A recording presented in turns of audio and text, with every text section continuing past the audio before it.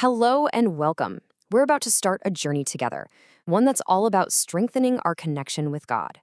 And just so you know, this isn't about trying harder or feeling pressured. It's really about finding our way back to a place of real peace and solid trust. So let's just start with a really honest question. Have you ever been in a season where you just felt distant from God? Maybe life just got overwhelmingly busy, or maybe a personal struggle got so loud that the connection you once felt just kind of faded into the background. If that resonates with you at all, please just let this sink in. You are not alone in that feeling. It's so much more common than we think. And even more important than that, there is so much hope. So let's explore that together. So, where do we even begin when we feel this way? Well, the very first step is actually just a small shift in how we see things. It's about learning to let go of the shame that can so easily build up. The goal here is never perfection, it's always connection. And this is the absolute core truth we're going to build everything else on.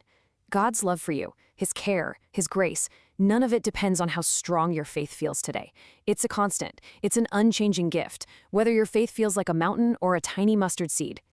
So if our faith isn't built on our own feelings, which can change in a heartbeat, then what is the foundation? Well, that brings us to the one thing, the only thing that truly, truly lasts.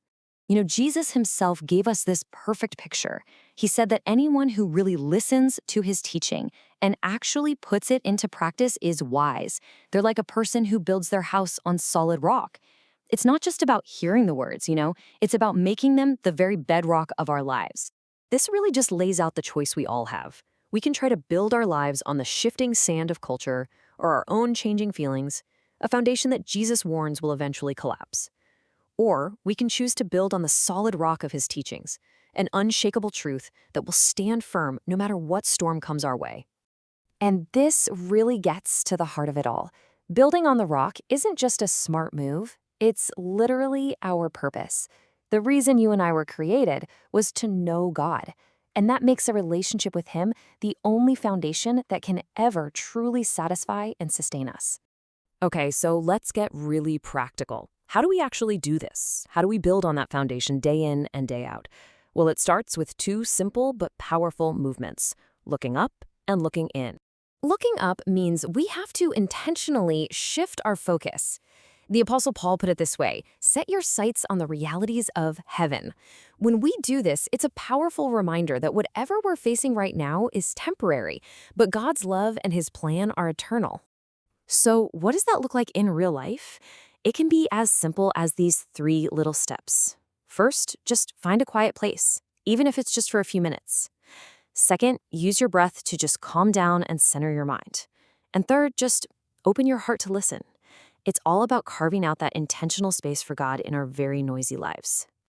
And this idea of spiritual breathing, it's incredibly powerful. Just think of it like this. It's a constant two-way chat with God.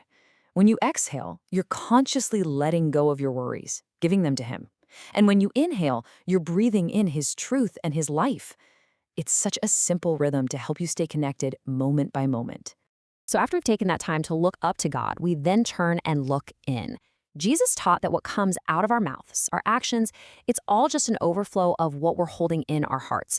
Whatever we're nurturing on the inside is eventually going to shape our entire life on the outside.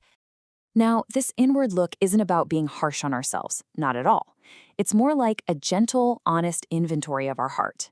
It's about quietly asking God, hey, can you show me what needs your light? Where have I let fear or bitterness start to grow? It's not always easy, but wow, it is so essential for real growth. And what's amazing is that this internal work, it naturally starts to lead us outward. See, faith is deeply personal, for sure, but it was never, ever meant to be private. It's really designed to be lived out and strengthened with other people. There's this ancient proverb that just paints the perfect picture. As iron sharpens iron, so one person sharpens another. You know that friction, that contact, that's how we get sharper. We are refined and made stronger through real, authentic relationships with others. But that kind of sharpening doesn't just happen in surface-level chats. It actually takes courage. It means choosing to be vulnerable with people you trust, those friends or mentors who can both cheer you on and also lovingly hold you accountable. We all need those people. So, as we look out to our community, we also start to look around at the needs in the world. A healthy faith always moves from focusing on ourselves to taking action for others. And just like it was with Jesus, service always starts with one simple thing, just noticing a need. So, how can we serve? It starts with remembering that God has given you unique gifts.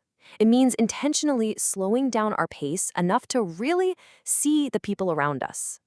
And then, with an open heart, we can just ask God, show me how I can be your hands and feet to someone today. And as we bring all of this together, we land on this beautiful promise.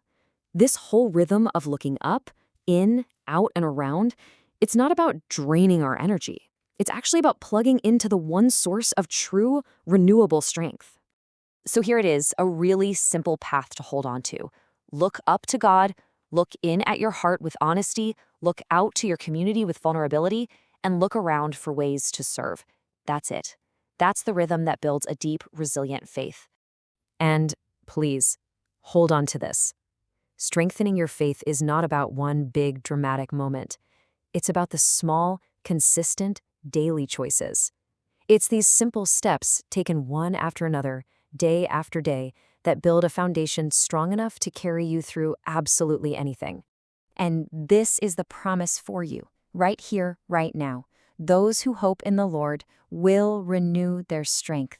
They will soar on wings like eagles. They will run and not grow weary. They will walk and not be faint. Just let that truth wash over you. So as we close, let's just sit with this one gentle question. In this exact season of your life, right now, where is God inviting you to trust Him? Maybe just a little bit more starting today.